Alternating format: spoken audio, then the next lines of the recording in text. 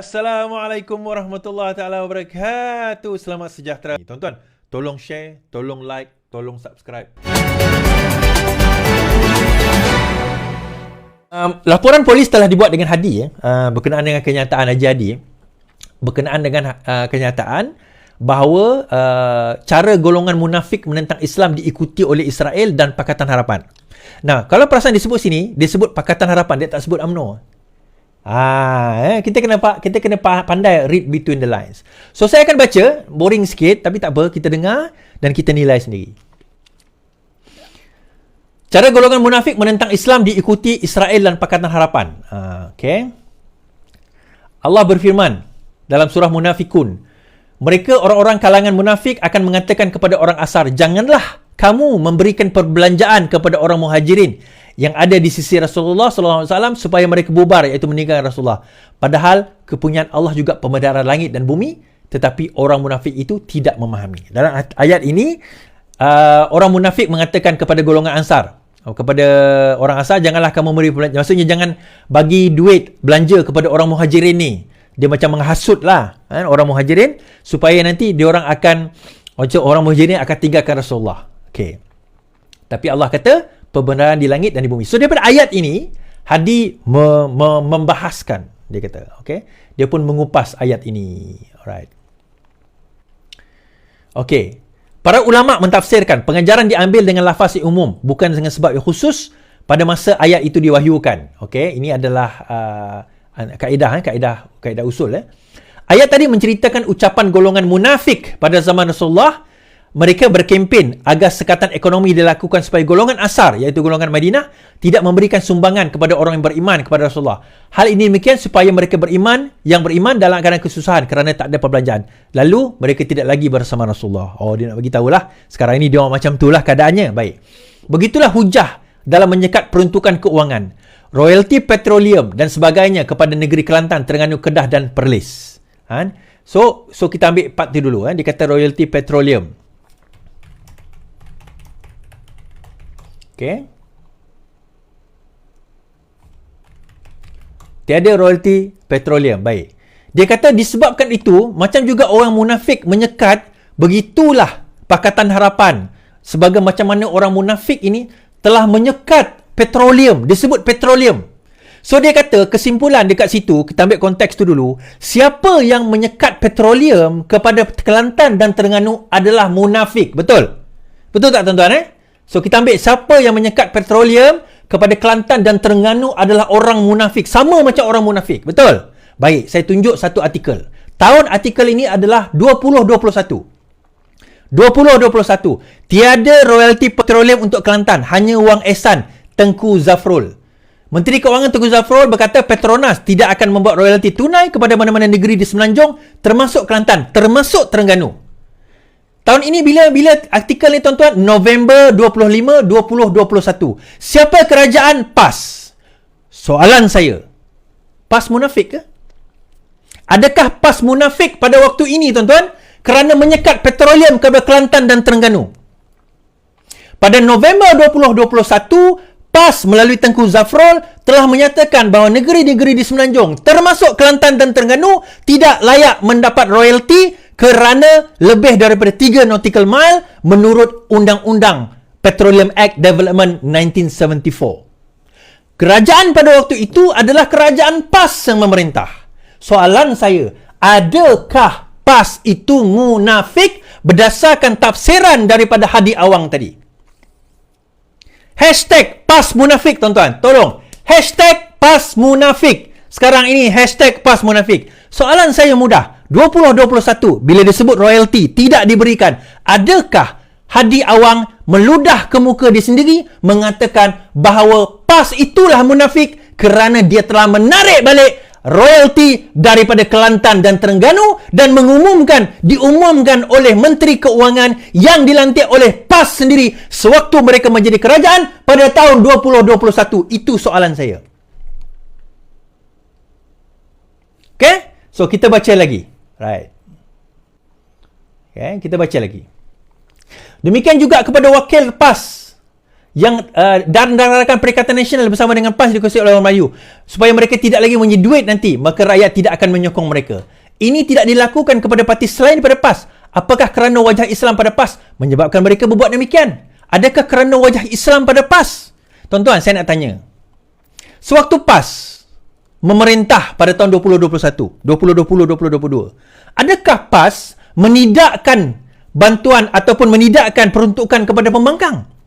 So, pada waktu itu, soalan saya sekali lagi, berdasarkan kepada garis panduan yang ditetapkan oleh Tuan Guru Haji Adi Awang, adakah PAS pada waktu itu sebagai PAS munafik? #PAS munafik. Kerana peruntukan tidak diberikan kepada pembangkang sewaktu PAS memerintah pada 2020 sehingga 2022. Sehinggalah dimeterai perjanjian MOU di antara Ismail Sabri dan juga pembangkang barulah dapat. Saya nak cerita, tuan-tuan. Sebenarnya, kerajaan ini telah memberikan peruntukan segala-galanya dengan penuh sama rata, malah lebih kepada kerajaan seperti Kelantan. Belanjaan pembangunan, perbelanjaan, semua perbelanjaan daripada education, luar bandar, kemiskinan, semua ini, semua negeri dapat mengikut keperluan masing-masing. Yang tak dapat, ahli parlimen mereka saja untuk bayar apa, tuan-tuan? Office dia. Untuk belanja office dia je tak dapat, yang tu je. Tapi saya nak cerita, kalaulah, okey, dia kata, tak memberi peruntukan kepada pembangkang, maka itu adalah munafik. Saya kontak YB di Kelantan. Dia ada 2 orang YB. Satu Amanah, satu BN di Kelantan. Ada 2 orang je. Saya tanya dia, adakah YB menerima peruntukan sama seperti kerajaan Kelantan, Adun Kelantan? Dia Adun pembangkang. Dia kata tidak. Dia kata tak, tuan. Dia kata tidak. Saya boleh, saya tak boleh tunjuk WhatsApp dia lah, tapi saya boleh bacakan WhatsApp beliau. Betapa beliau mengatakan tidak.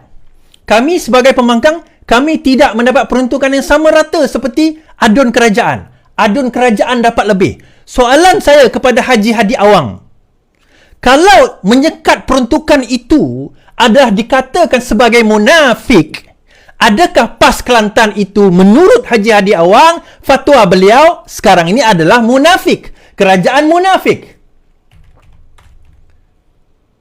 Soalan saya, adakah kerajaan PAS Kelantan itu munafik? Berdasarkan kepada dalil-dalil yang diberikan oleh Tuan Guru. Tuan-tuan, lima taqulu lama la taf'alun kabura maqtan indallahi an taqulu ma la taf'alun. Surah As-Saff. Kenapa kamu berkata perkara yang kamu sendiri tidak lakukan? Besar kemurkaan Allah. Kamu berkata benda yang kamu tak lakukan.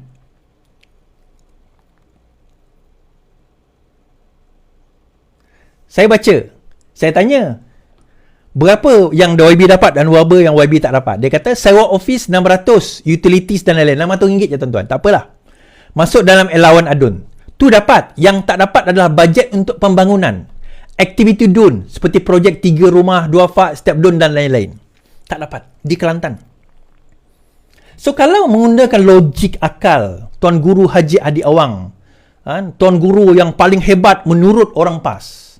So, adakah kerajaan Kelantan itu munafik? Saya baca lagi. Mengikut amalan demokrasi dan adat serta adabnya, setelah pilihan raya, parti yang menubuhkan kerajaan wajib memberi peruntukan kepada semua rakyat. Saya tanyakan, adakah rakyat Kelantan tidak mendapat peruntukan perbelanjaan daripada kerajaan pusat?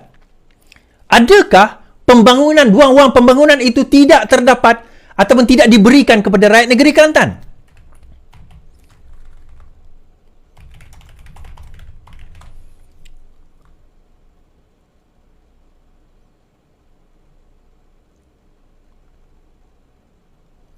Adakah sedemikian? Saya bacakan kenyataan daripada Perdana Menteri. Saya bacakan kenyataan daripada penulis. Tetapi kerajaan negeri Kelantan sendiri tak bagi kepada adun pembangkang dia. So, kalau ikut logik ini, hashtag PAS munafik, tuan-tuan. Kalau inilah dikata, kalau PH munafik, maka PAS juga adalah parti yang munafik. Hakikatnya Kelantan penerima bantuan, ini 2018. Saya nak kena cari yang awal sikit. 2018 pun, ini 2018. Pun yang terbesar, tuan-tuan. 2018 pun yang terbesar.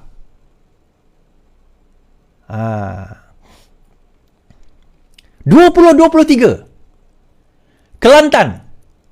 Kelantan antara negeri terima peruntukan terbesar belanjawan madani Perdana Menteri. Kerajaan tidak menafikan hak rakyat di Kelantan walaupun ia adalah negeri pembangkang. Anwar Ibrahim berkata, walaupun terdapat perbezaan politik, namun rundingan dan perbincangan sentiasa dilakukan.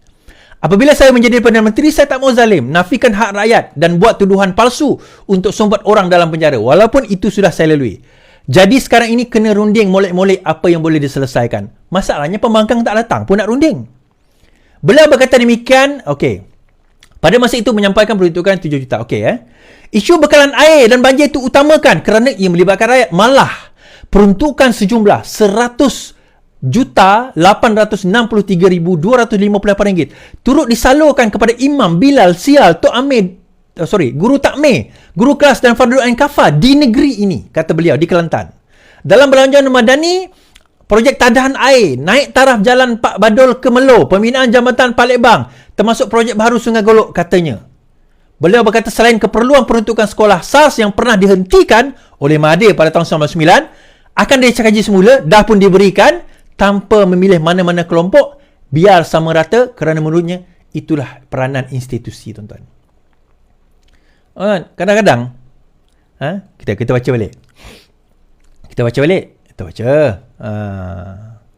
Dia kata, inilah petunjuk Allah kepada makhluknya yang bernama manusia yang ditugaskan memakmurkan bumi dan mentadbirnya. Allah yang Maha Berkuasa menunjukkan wajib bagi dirinya berlaku adil kepada makhluknya, maka Allah memberikan rezeki kepada semua hambanya, sama ada yang taat maupun derhaka. Betul. Apabila hukum derhaka bagi seorang hamba itu dimasukkan dalam hisab yang berasingan, namun keperluan hidupnya tetap dijamin Allah dengan adil. Kesalahan akan dibaca dengan adil pada hari kiamat. Betul. Termasuklah kesalahan kerajaan PAS yang menidakkan peruntukan pembangkang kalau dikatakan itu sebagai satu kesalahan. Okey. Saya tak baca ayat ni. Inilah konsep yang dinamakan sebagai demokrasi moden. Adapun sikap memaksa rakyat untuk menyokong dan mendukung apa saja ialah amalan purba jahiliah yang turut diamalkan oleh Yahudi, Zionis, Israel di Palestin. Mereka menolak harakah Mukawamah Al-Islamiyah yang menang secara majoriti dalam pilihan raya dengan membenarkan pertarungan PLO yang menang majoriti. Apa kaitan yang ni dengan yang dia sebut dia kata inilah demokrasi moden. Seolah-olah demokrasi moden ni salah daripada segi agama, tapi dalam masa yang sama dia kata Hamas masuk pertandingan pilihan raya. Dalam masa yang sama PAS pun masuk pertandingan pilihan raya. So kalau benda itu haram, kenapa masuk? Jadi dia kata maka konsep yang digunakan pakai oleh PH menapati demokrasi diamalkan oleh Israel terhadap kerajaan Hamas di Palestin yang memenuhi pilihan raya dan macam majoriti mencukupi. Namun PLO sebagai kumpulan minoriti tunduk kepada boneka Zionis dan Amerika Syarikat menubuhkan kerajaan dengan mengikut telunjuk mereka. Okey, saya ambil yang ni. Dia kata konsep PH ialah di mana yang majoriti menang tak dapat jadi kerajaan. Yang minoriti menang tiba-tiba boleh jadi kerajaan. Macam PLO tiba-tiba boleh jadi kerajaan. Baik. Saya nak mengajar Tuan Guru Haji Hadi Awang lah. Matematik. Matematik Sekarang ini, sebelum ini PN ada 70 berapa? 70 lebih kursi. Tolak 5 tuan-tuan, dia tinggal berapa? Tuan-tuan, tolak 5 tinggal berapa? Kursi Pakatan Nasional berapa sebelum ni? Saya lupa lah.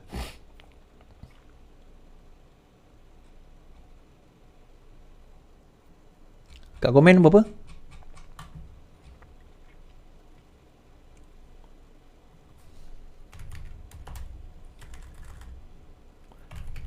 Ah, 74, betul.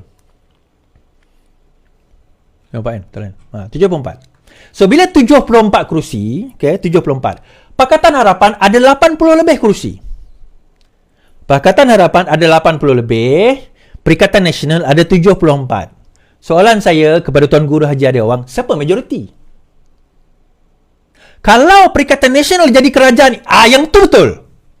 Maka PAS akan jadi macam Israel tu. Zionis, bukan Israel tuan-tuan. Kita kadang-kadang Israel lah tuan, bukan Israel, dia Zionis. Israel ni nama Nabi Yaakob. Sebab itu dia panggil Bani Israel. Anak kepada Israel. Bani Israel, Israel ada nama lain bagi Nabi Yaakob. Jangan kita kata itu. Kita kata Zionis. Golongan inilah yang minoriti. Sekarang ini 69 ke 80, 90 campur 159 ni yang majoriti. Yang mana satu? Tak tuan-tuan, saya nak tanya, yang mana satu majoriti?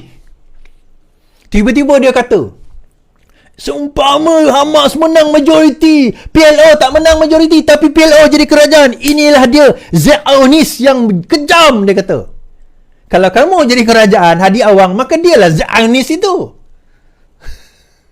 Maka dialah yang sebenarnya minoriti tiba-tiba jadi kerajaan. Yang majoriti Pakatan Harapan. Bila gabung dengan orang lain, akhirnya membentuk 150 lebih kursi.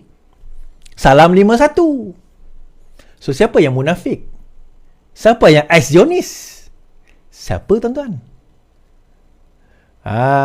Okey. Saya tambah sikit kataan. Disebut. Dia kata, Parti Keadilan sebagai parti minoriti kini memimpin kerajaan boneka pragmatik liberal. Situasi seperti ini seperti PLO mencapai keputusan minoriti memberi hak kepada Israel dan Amerika Syarikat. Baik, saya jawab macam ni. Sewaktu bertanding dalam PRU yang lepas, bendera mana kita pakai? Sewaktu bertanding dalam PRU yang lepas, Pakatan Harapan, PKR, DAP, Amanah pakai bendera apa?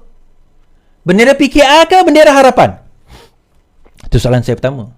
Soalan yang kedua, kenapa dalam bab kerajaan majoriti dia sebut Perikatan Nasional, tetapi bila menyentuh kerajaan dia sebut PKR, dia tak sebut Pakatan Harapan?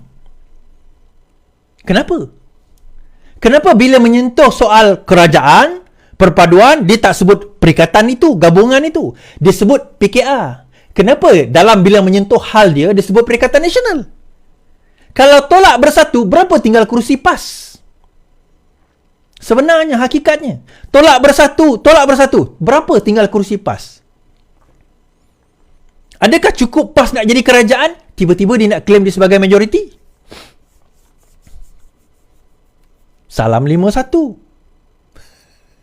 Tuan-tuan, saya rasa dia dah nyanyuk ni. Tapi yalah, kita menarik kan? Kita tarik nak baca artikel apa yang ditulis. Kita baca lagi. Okey, dia baca buat ayat Quran sebagai mereka menjalinkan kerjasama bagi mendapat kuasa walaupun dengan menjadi alat sementara kepada musuh Islam dan tidak peduli akan hilangnya kuasa Islam. Okey.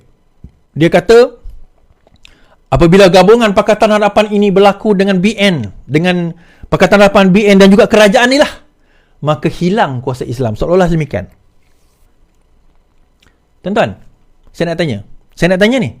Tuan-tuan dah kafir belum? Tuan-tuan dah keluar Islam ke? Oh tak, nanti cerita nanti ni saya dah dengar sejak 30-20 tahun dulu dah. Cerita nanti ni.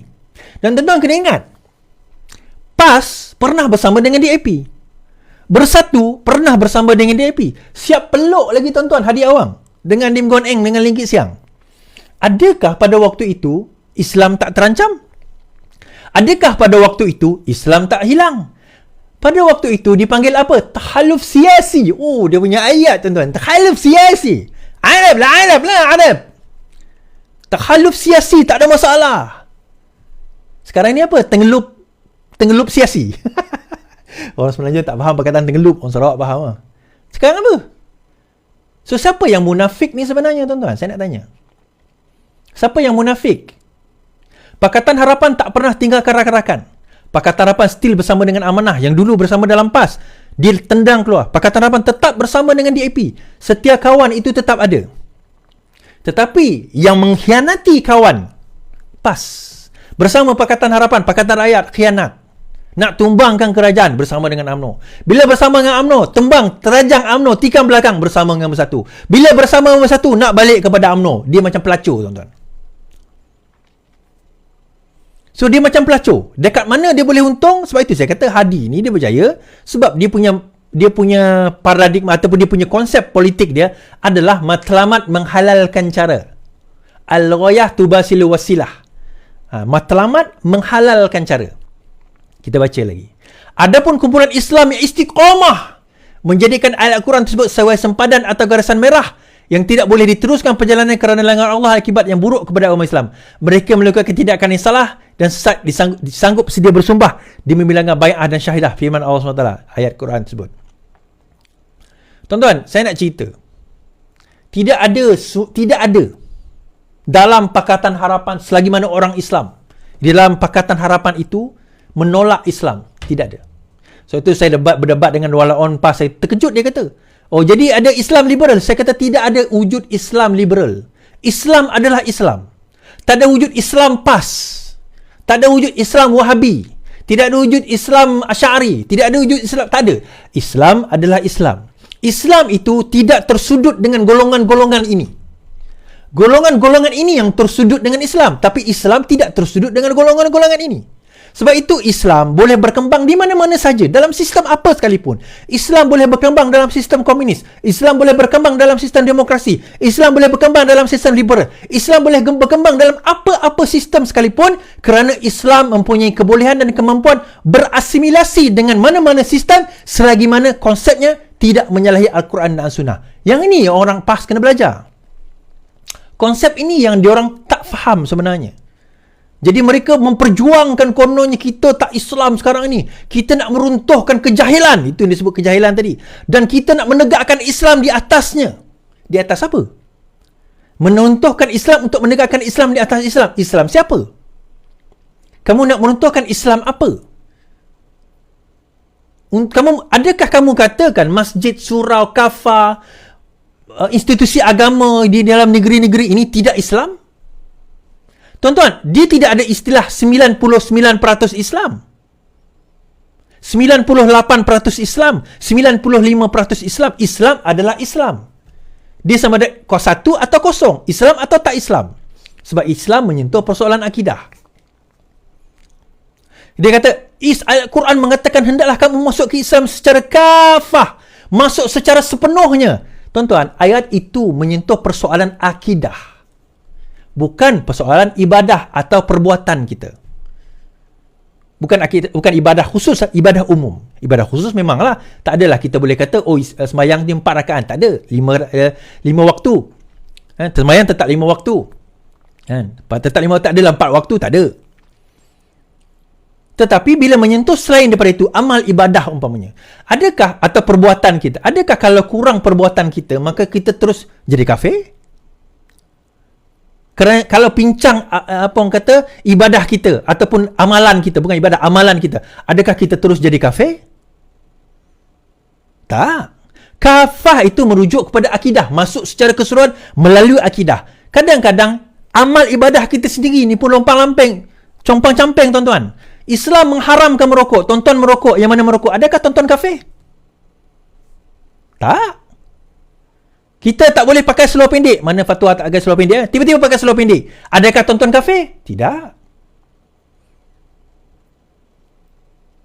Kita berdosa, tapi tidak mengeluarkan kita daripada Islam. Kafah dalam konteks ayat tersebut menyentuh persoalan akidah. Adakah orang Pakatan Harapan yang Islam menolak Islam? Siapa berani mendakwa demikian? Siapa berani mendakwa demikian? Kan? Akhirnya tuan-tuan, jadi kalau kita nak berbahas soal ini sebenarnya panjang. Kita boleh berbahas soal ini secara panjang. Kita boleh bahas soal ini secara panjang. Panjang sebenarnya kita boleh bahas, tapi saya biar dekat situ. #PasMunafik habis. Habis kat situ. Sebab itu saya nak bawa konteks tuan-tuan, ulama jahat. Satu konsep ulama jahat ni. Ulama jahat ni disebut dalam satu hadis. Saya tak pasti kesahihan hadis ini daripada Baihaqi. Boleh verify kalau tak puas hati, tapi banyak lagi hadis lain menyentuh tentang ulama su'. Apa itu ulama su', Suadi? Ulama su' adalah ulama yang jahat. Kan? Ulama yang jahat. Okay? So, ulama jahat itu menyentuh tentang apa? Right. Saya bacakan satu hadis Rasulullah SAW. Allah, kejap. Rasulullah bersabda, akan datang suatu zaman di mana agama hanya tinggal nama sahaja dan Al-Quran hanya tinggal huruf dan tulisannya sahaja. Masjid-masjidnya cantik dan megah tetapi sunyi daripada petunjuk. Ulama mereka adalah yang paling jahat di antara yang ada di bawah langit. Daripada para ulama ini muncul bermacam-macam fitnah dan fitnah itu kembali dalam lingkungan mereka. Hadis riwayat Baihaqi. Tuan-tuan, sebab itu Menteri Agama menyatakan jangan mudah tuduh Muslim yang lain dengan panggilan munafik. Hadis riwayat Bukhari menyebut, tidaklah seseorang melempar tuduhan kepada orang lain dengan kefasikan dan tidak pula menuduh dengan kekufuran, melainkan tuduhan itu akan kembali kepadanya jika saudaranya tidak seperti itu. Arti kata lain, kalau kita menuduh orang itu munafik, kalau kita menuduh orang itu kafir, kalau kita menuduh orang itu fasik, kalau dia tidak munafik, tidak kafir dan tidak fasik, maka kitalah yang munafik, kitalah yang kafir, kitalah yang fasik. Arti kata dosanya besar sedemikian. So berhati-hati. Berhati-hati.